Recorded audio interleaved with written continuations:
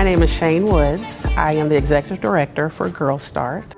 Girlstart has an opportunity for girls starting in 4th and 5th grade to have year-round experiences. So we do first after school, fall and spring activities that allow the girls to learn kind of a buffet of STEM. So we do that after school club. We also do summer camp experiences, and then we have a chance to have a Girl in STEM conference in most of the locations that we're at. And so like I said, it's that year-round experience and exposure to STEM and STEM careers, as well as making sure that this is at no cost to the girls. How I knew that STEM was for me is a story my mother had for me, and she said I was around 18 months to 2.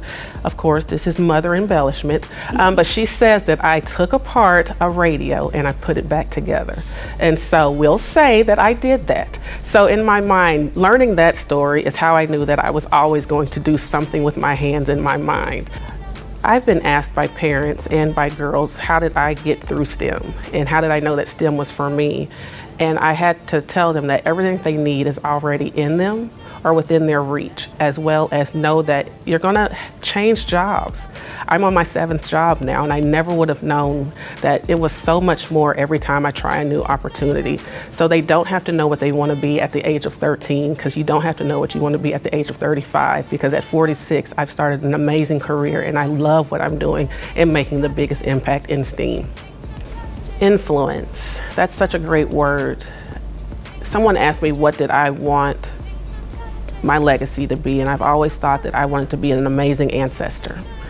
And so with that being said, as an amazing ancestor, I want my influence to have a ripple effect for my family, for my friends, for the children and the humans that I love on. So I really hope that I walk as an example of what influence is supposed to be. And I live up to my goal of being that amazing ancestor, and that it's one of those things that if I can just have one person say, Shane, you really made a difference for me, that's all I need. I have advice for young women. It's that do not fall victim to the silent audience that no one else sees. We're always worried about them.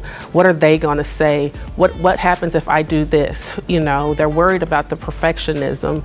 And it's one of those things that I really would love to say to my younger self and to those who are now trying to figure out what the world is for them, is don't worry about that imaginary audience. They're not there, because you have now filled that imaginary audience with all these negative naysaying.